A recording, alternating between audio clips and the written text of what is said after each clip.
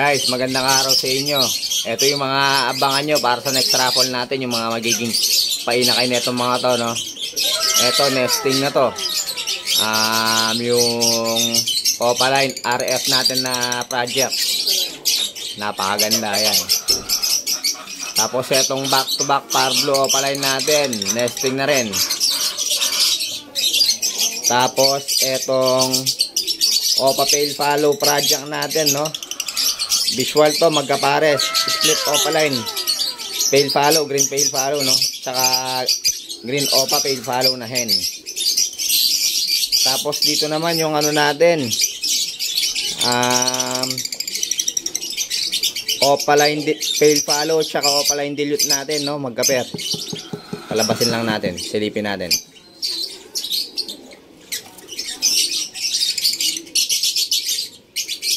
Ayan yung Opaline Dilute natin, guys. Ay, mag-focus. Ito naman yung Opa Pale Follow natin, yun, no? Napakagandang parisan yan. Nagne-nesting na rin sila, eh. Tapos dito sa taas naman yung ano natin, green Opa Split Ino, saka white ball Split Ino natin, no? Yun, sana, no? Magbigay kagad sa atin ng ano, ng red eye, no? Nesting na rin to, eh. Kaya ano, sana. Dito naman sa baba nila, itong ano natin, Opa Lutino project natin, no? Green Opa Split Ino, Split Power Blue yung cock. Tapos green Opa Split Ino naman yung hen natin, green New Wing. Yun, malapit ng ano to, mag-egg to kasi ano, nesting na rin to. Sana mag-egg na agad, no? Tapos dito naman yung Euroline Baji natin, yung galing kay Sir Rolando Dungo. Yun, no?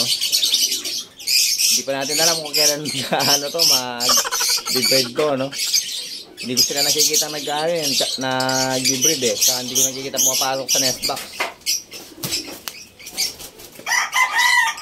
Dito naman, guys, nesting na rin yung ano natin, Tremino Opa Project, Lutino Opa Project, Albino Opa Project. Palabasin lang natin. Yun, nesting na to, no? Yan, green Split Opa, Split Ino, Split Power Blue. Tsaka green Split Ino, Split Power Blue. Yun, napakagandang parisan, guys. Abangan nyo to. Tapos dito naman sa baba natin yung ano, yung Albs 1 natin na ano, Peach Face Lutino Opa. Ayan, napakaganda. Abangan nyo rin to, guys. So yun, guys, pinakita ko lang sa inyo yung mga abangan ninyong ano, no, paraffle natin, no. Medyo matatagalan pa pero okay lang, no, sulit naman. Napakaganda ng mga breeders natin dito. Yun pa lang yung mga ano, nesting na sila lahat, halos nesting na sila lahat, no. Palagay ko ano yun, sabay-sabay mangingitlog itong mga ano natin, itong mga breeder natin dito. Kaya yun, guys, abangan nyo, no. Napakaganda. Sana magkaroon tayo ng mga visual para may paraffle tayo mga visual na ano, na magagandang mutation, no. Yun, so guys, pinakita ko lang sa inyo yung mga future nating ano, ipaparaffle ng mga inakay, no, yung mga parents nila. Ganito na lang yung vlog natin, parang yung araw na to, mga kaibon, mga kalapatid. Ingat and God bless.